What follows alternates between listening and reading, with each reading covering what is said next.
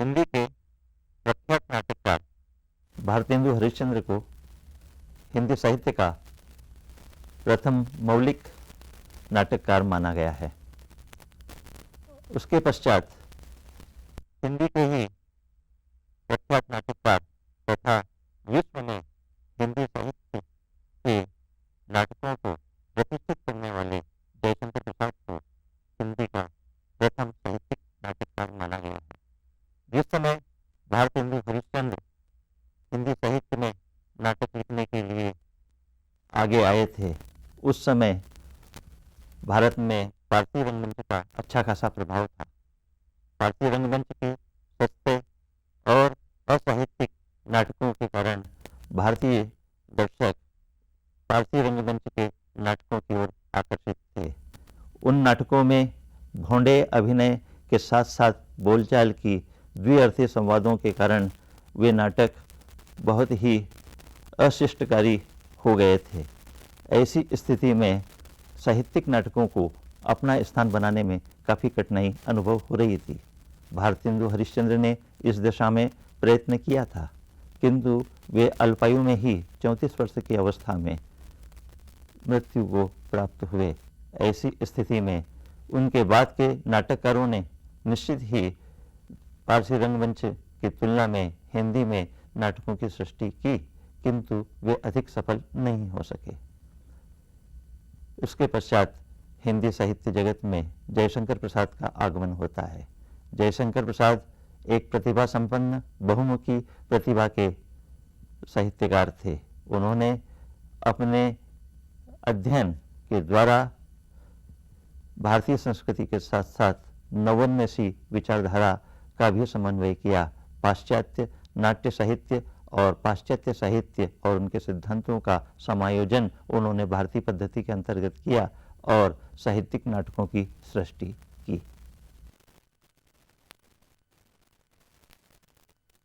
जयशंकर प्रसाद ने विश्व के साहित्यिक फलक पर भारतीय साहित्य को उसकी संस्कृति, उसकी ऐतिहासिकता और उसकी मौलिकता के कारण अपना एक उचित स्थान दिलवाया। उनका जन्म काशी में 30 जनवरी 1890 को हुआ था और उनकी मृत्यु 14 जनवरी 1937 को हुई थी। बहुत कम समय तक वे इस संसार में रहे, किंतु इस अवधि में भी उन्होंने हिंदी साहित्य में काव्य, नाटक, उपन्यास, कहानी और अनेक निबंधों का अवदान दिया है। जयशंकर प्रसाद एक बहुमुखी प्रतिभा के नाटककार, साहित्यकार रहे हैं और आज उनका महाकाव्य कामायनी और उनके नाटक स्कंदगुप्त और अन्य नाटक विश्व साहित्य में अपना विशिष्ट स्थान बनाए हुए हैं। काव्य के क्षेत्र में जयशंकर प्रसाद ने 12 काव्य ग्रंथों की रचना की है। उनमें महाकाव्य कामायनी और खंड काव्य आंसू के अतिरिक्त अनेक रचनाएं उल्लेखनीय हैं, जैसे झरना, लहर, प्रेम पथिक, कानन कुसुम आदि। इसी तरह से उन्होंने 3 उपन्यास लिखे हैं। वे हैं कंकाल, तितली और इरावती। ये उपन्यास भी अपने क्षेत्र में तत्कालीन समय के साहित्य के अनुरूप अपनी विशिष्टता को लिए हुए हैं। इसके अतिरिक्त उनके 5 कहानी संग्रह भी उपलब्ध हैं। वे हैं छाया, प्रतिध्वनि, आकाशदीप, आंधी और इंद्रजाल। उल्लेखनीय यह है कि जयशंकर प्रसाद की शिक्षा केवल कक्षा 8वीं तक हुई थी। उसके बाद वे आगे नहीं पढ़ पाए। हालांकि उनका जन्म काशी के एक धनिक परिवार में हुआ था, किंतु बाद में उस परिवार की आर्थिक स्थिति अच्छी नहीं होने के कारण और उनके परिवार के अनेक बड़े व्यक्तियों की मृत्यु के पश्चात सारा उत्तरदायित्व उनके ऊपर आ गया था। इसलिए 8वीं कक्षा के पश्चात उन्होंने बाद का अध्ययन अपने घर पर ही किया। घर पर ही उन्होंने अंग्रेजी साहित्य, अंग्रेजी भाषा, संस्कृत, पाली और प्राकृत भाषाओं का अध्ययन किया। उनके साहित्य में चाहे वह काव्य हो, अथवा नाटक हो, उनमें जो भारतीय संस्कृति की छाया दिखलाई देती है, जो इतिहास का निदर्शन मिलता है और भारतीय सभ्यता का दिग्दर्शन उसमें जो परिलक्षित होता है, इसके साथ ही साथ विश्व में जो उस समय परिवर्तन हो रहे थे, विश्व साहित्य का पूरा प्रतिबिंब उनके साहित्य में समन्वित रूप से देखने को मिलता है। तो उन सब में उनकी मौलिकता है। उन्होंने ज्यों का त्यों सब कुछ नहीं लिया है, बल्कि अपना उनका एक निजी दर्शन था और निजी विचारधारा थी, और उनके उसी विचारधारा के अंतर्गत उन्होंने अपने साहित्य का सृजन किया था। यह उनकी बहुत बड़ी विशेषता है। उन्होंने 13 नाटक लिखे, जिसमें से 7 नाटक ऐतिहासिक हैं। वे हैं स्कंदगुप्त विक्रमादित्य, चंद्रगुप्त, ध्रुव स्वामिनी, अजातशत्रु, जन्मेजय का नागयज्ञ, राजश्री, विशाख। इसके अतिरिक्त कामना और एक घुट भावरूपक हैं, जबकि सज्जन, प्रायश्चित, कल्याणी परिचय और करुणालय एकांकी हैं। उन्होंने उर्वशी चंपू और अग्निमित्र नामक अन्य नाट्य कृतियां भी लिखी हैं। एक तरह से देखा जाए तो बहुत कम समय में उन्होंने बहुत अच्छे और पारंपरिक नाटकों की सृष्टि की थी। पारंपरिक शब्द का प्रयोग मैं यहाँ पर इसलिए कर रहा हूँ कि पारसी रंगमंच की तुलना में उनके नाटक भारतीय संस्कृति के परिपोषक थे, इतिहास के उज्जवल पक्ष को प्रस्तुत कर रहे थे। इसलिए यह भारतीय परंपरा और उसकी संस्कृति के अनुकूल ही थे, जबकि पारसी रंगमंच जो तत्कालीन समय में भारतीय जनमानस के सम्मुख प्रस्तुत हो रहे थे, उसमें व्यावसायिकता थी और फूहड़पन था, भद्दापन था, और मानस को विकृत करने के जितने भी तरीके हो सकते थे, उन सब का समायोजन पारसी रंगमंच के नाटकों में होता था। तो पारसी रंगमंच के नाटक जयशंकर प्रसाद जैसे व्यक्तियों के लिए एक चुनौती थी, और यही कारण रहा भी है कि जयशंकर प्रसाद के प्रारंभिक नाटक बहुत साहित्यिक हो गए थे। इसके कारण वे रंगमंच की दृष्टि से उतने सफल नहीं हो पाए जितना उन्हें होना चाहिए था। परंतु जब स्कंदगुप्त की असफलता रंगमंच पर उन्होंने अपनी आंखों से देखी, तब उन्होंने ध्रुव स्वामिनी नामक नाटक को लिखा, जो बाद में रंगमंच की दृष्टि से बहुत ही सफल नाटक सिद्ध हुआ। ऐतिहासिक पृष्ठभूमि में जयशंकर प्रसाद द्वारा रचित ध्रुव स्वामिनी नाटक मूलतः समस्या नाटक है, जिसमें उन्होंने ध्रुव स्वामिनी, चंद्रगुप्त और कोमा के बीच में एक बहुत अच्छा अंतर्द्वंद उपस्थित किया है। ध्रुव स्वामिनी एक ऐसा पात्र है जिसके आसपास 3 पात्र घूम रहे हैं। एक है रामगुप्त, जो कथित रूप से ध्रुव स्वामिनी का पति है। दूसरा चंद्रगुप्त है, जिसकी ध्रुव स्वामिनी वाग्दत्ता थी। और तीसरा पात्र है शकराज, जिसका विवाह ध्रुव स्वामिनी के साथ बहुत पूर्व स्थिर हो चुका था। ये तीनों पात्र ध्रुव स्वामिनी को चाहते हैं, किंतु ध्रुव स्वामिनी केवल चंद्रगुप्त को चाहती है, परंतु उसकी व्यवस्था यह है कि वह रामगुप्त से ब्याही गई है।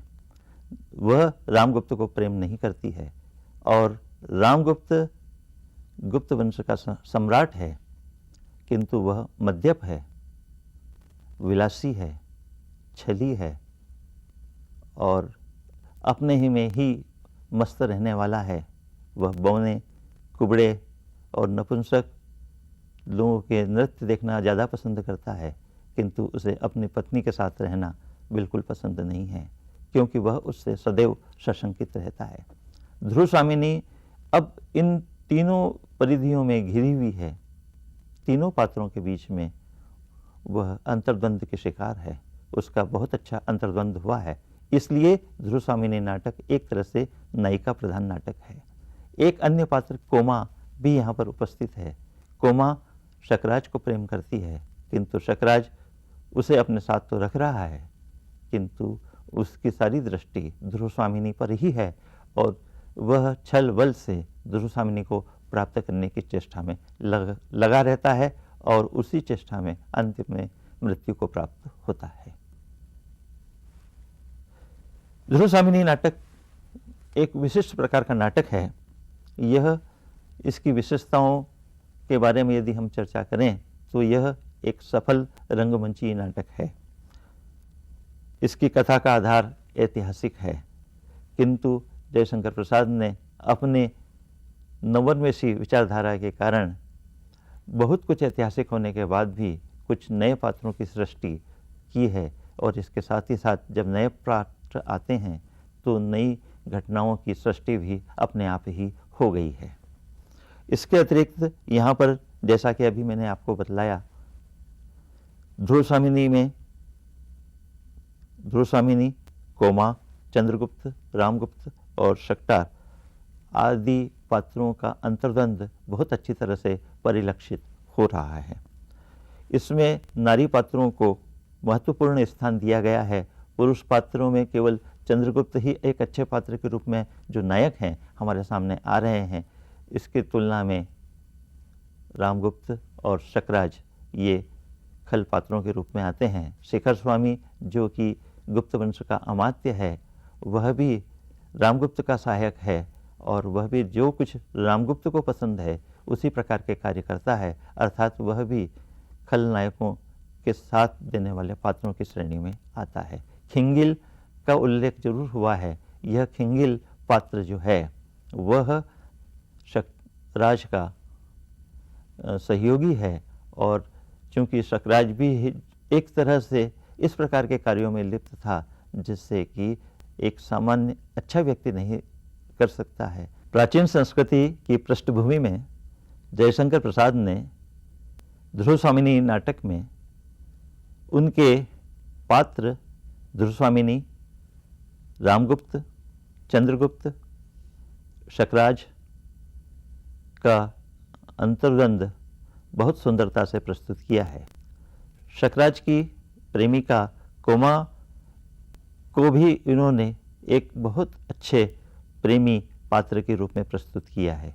कोमा शकराज से प्रेम करती है, किंतु शकराज की दृष्टि ध्रुवसामिनी पर है, और जब कोमा को इस बात का पता लगता है तो उसके मन में जो पीड़ा होती है उस पीड़ा की अभिव्यक्ति उसके संवादों के माध्यम से जयशंकर प्रसाद ने इस सुंदरता से किया है कि हमें लगता है कि हम नाटक को देख रहे हैं अथवा नाटक को पढ़ रहे हैं अथवा काव्य सागर में विचरण कर रहे हैं। यहाँ पर जब अंतर्द्वंद की बात आती है तो जयशंकर प्रसाद ने इन सारे पात्रों के अंतर्द्वंद को काव्यात्मक ढंग से प्रस्तुत किया है।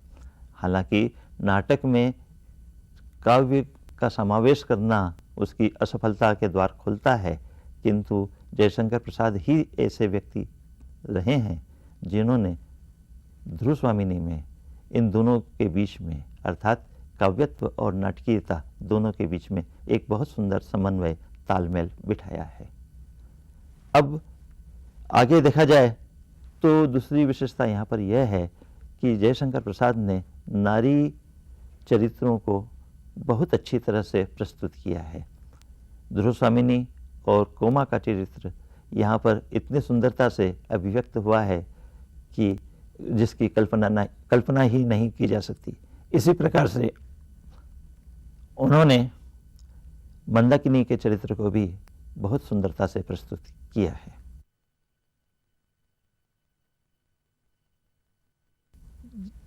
ध्रुवसामिनी नाटक में हास्य व्यंग्य की स्थितियों को निर्मित करने के लिए पारंपरिक शैलियों का सहारा जयशंकर प्रसाद ने लिया है। इसके लिए उन्होंने बौने, कुबड़े और अर्धपुरुष नपुंसक जैसे व्यक्तियों को प्रस्तुत किया है। उनके चुटिले और हास्यपरक संवाद वहाँ पर प्रस्तुत किए गए हैं और उनके क्रियाकलापों के द्वारा एक हास्य व्यंग्य की सृष्टि की गई है। जब कथानक गंभीर हो जाता है तो उसे सरस और सरल बनाने के लिए और सारे वातावरण को सहज बनाने के लिए नाटककार प्रायः हास्य व्यंग्य की सृष्टि करते हैं, और जयशंकर प्रसाद ने भी उसी परंपरा का अनुशीलन किया है। इस नाटक में जयशंकर प्रसाद ने उत्साह, प्रेम और वैराग्य का निरूपण इतनी सुंदरता से किया है कि हम जब नाटक को पढ़ते हैं या रंगमंच पर उसे अभिनीत होते देखते हैं तो हमें ऐसा प्रतीत होता है कि हम एक कल्पना लोक में विचरण कर रहे हैं और उसी के माध्यम से जीवन के जो ये मूल्य हैं वहाँ पर हमारे सामने जीवंत होते हुए प्रतीत होते हैं और वे अनुभूतिमय होते हुए हमारे विचार और हमारे संस्कारों की जड़ तक पहुँचते हैं। भारतीय और पाश्चात्य नाट्य शिल्प के प्रयोग ने जयशंकर प्रसाद के इस नाटक को इतना प्रभावशाली बना दिया है कि यह नाटक न केवल तत्कालीन परिस्थितियों में सफल रहा है बल्कि आज 80-90 वर्षों के बाद भी इसकी प्रासंगिकता बनी हुई है और नई पीढ़ी के नाटककारों के लिए यह एक प्रेरणा का बिंदु बन गया है।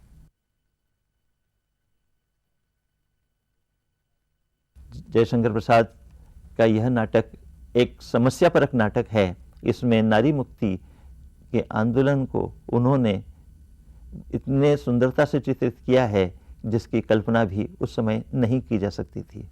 नारी अपने अधिकारों के लिए आज के परिप्रेक्ष्य में संघर्षरत है, किंतु आज से 80 वर्ष पूर्व की नारी की स्थिति की कल्पना इस आसानी से की जा सकती है कि उस समय अशिक्षा के कारण, अंधविश्वासों के कारण और सामंतीवादी प्रवृत्तियों के कारण और राजसिक वातावरण के कारण और अंग्रेजी दासता के कारण जो हमारे समाज की स्थिति थी उसमें नारी को केवल दासी समझा जाता था, वह पशुतुल्य होती थी। पशुतुल्य का तात्पर्य यह है कि एक पशु को कोई भी व्यक्ति खरीद सकता है, किसी को भी वह दे सकता है। यहाँ पर ध्रुवसामिनी जैसी विदुषी नारी को रामगुप्त जैसे सम्राट उपहार की वस्तु बनाकर शकराज को देने के लिए तत्पर हो जाते हैं और न केवल तत्पर हो जाते हैं बल्कि वे उसे भेज भी देते हैं। तो क्या इस बात का अनुमान नहीं लगाया जा सकता कि उन्होंने ध्रुवसामिनी को नारी समझा ही नहीं, उसकी कोमल भावनाओं को समझा ही नहीं, उसे एक उपहार की वस्तु समझा।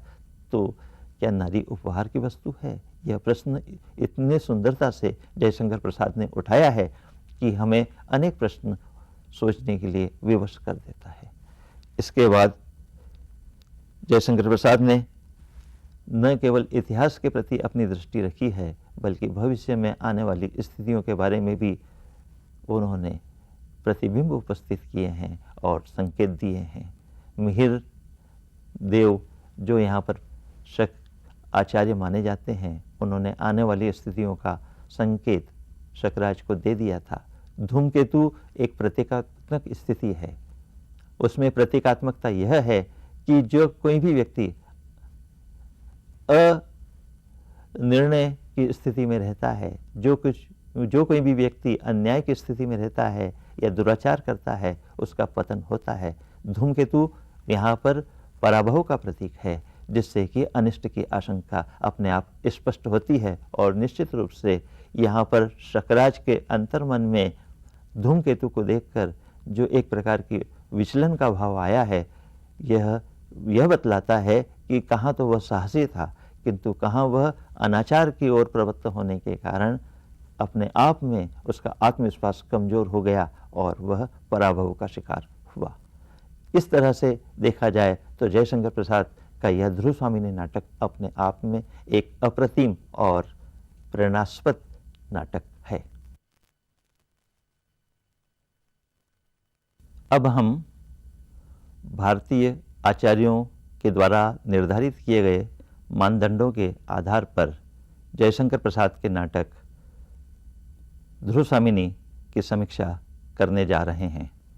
किसी भी नाटक की समीक्षा के लिए भारतीय और पाश्चात्य आचार्यों ने जो मानदंड निर्धारित किए हैं उसका सम्मिलित स्वरूप जो उभर कर सामने आया है, उसके लिए 6 तत्व समीक्षा के लिए माने गए हैं।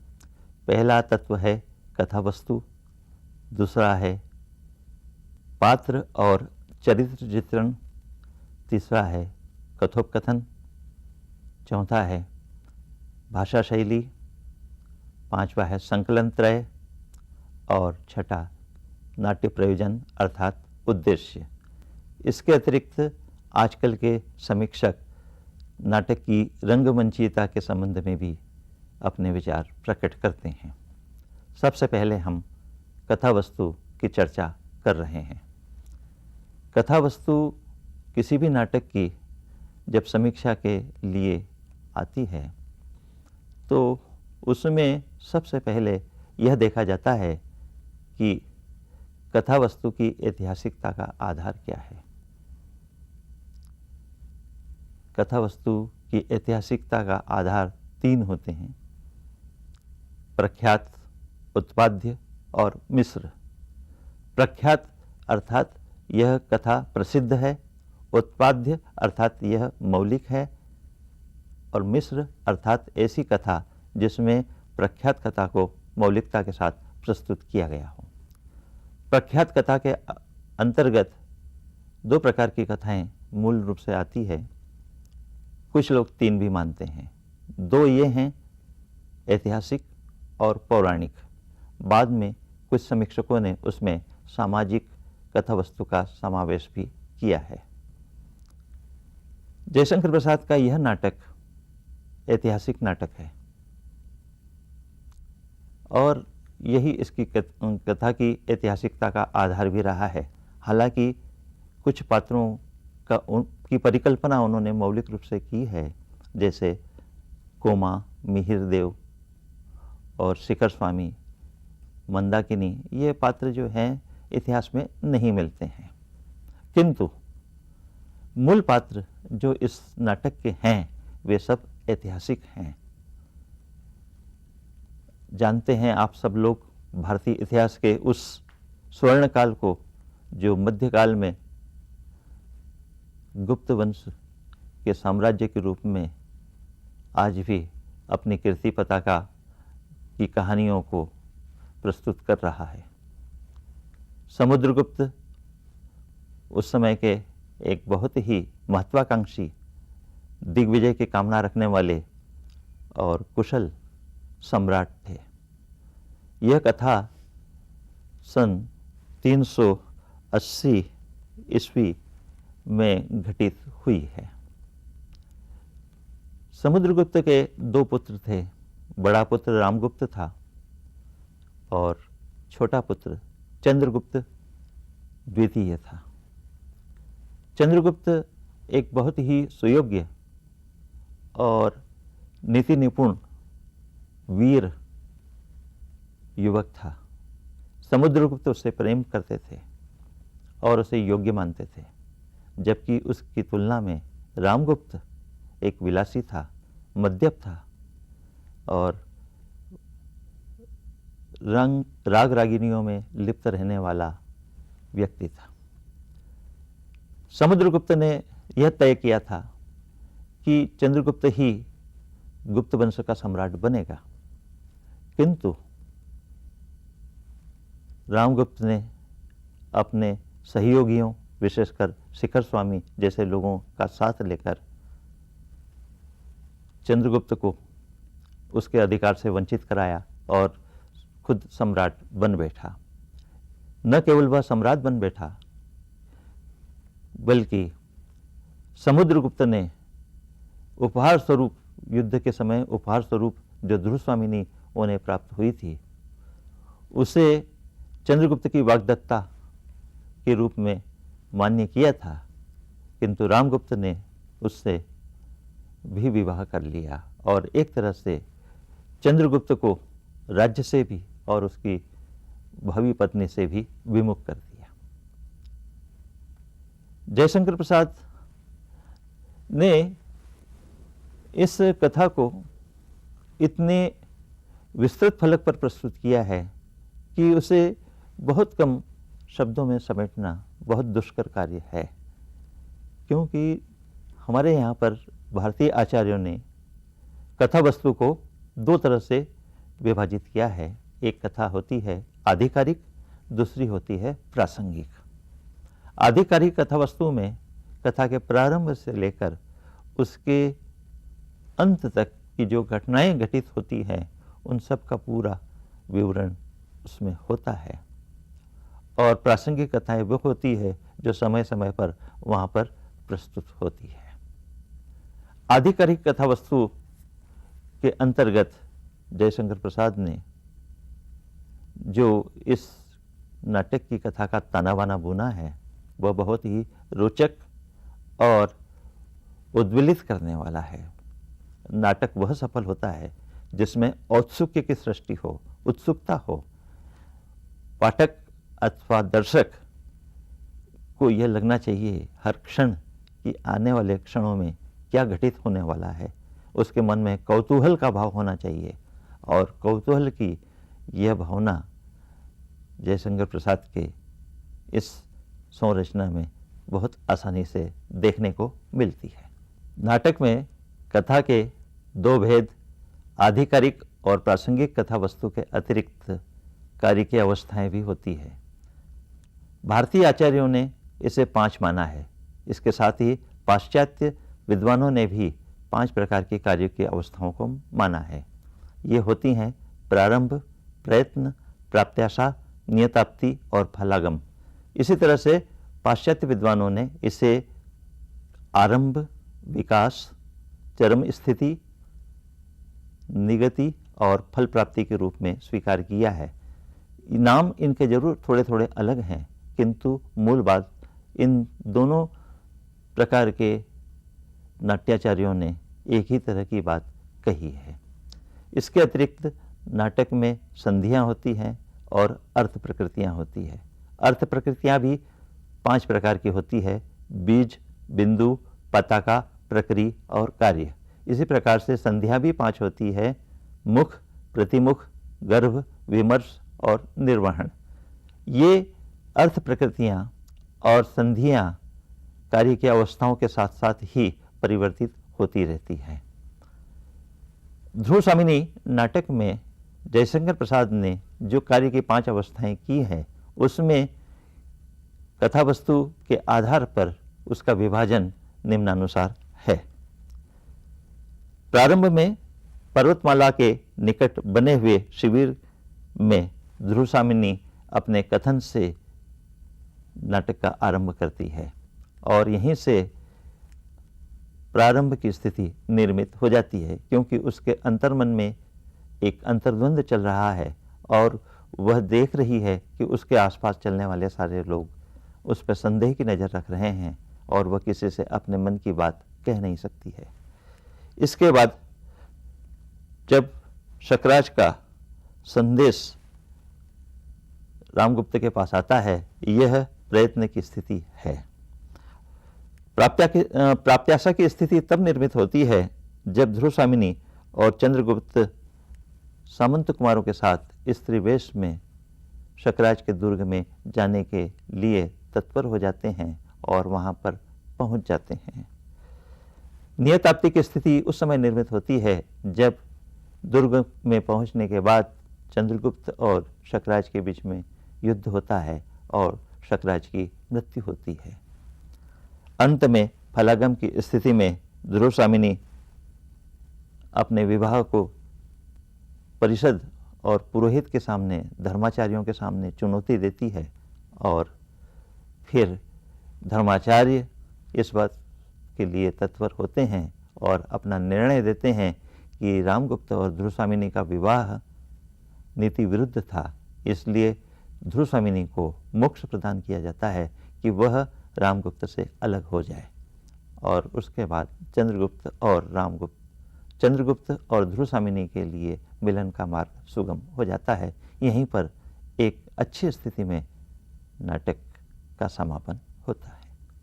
अगले कार्यक्रम में हम ध्रुवसामिनी नाटक के सभी तत्वों पर, जिनमें कथा वस्तु, पात्र और चरित्र चित्रण, कथोकथन, संकलन त्रय, भाषा शैली, नाट्य प्रयोजन और रंगमंचिता पर विचार प्रस्तुत करेंगे।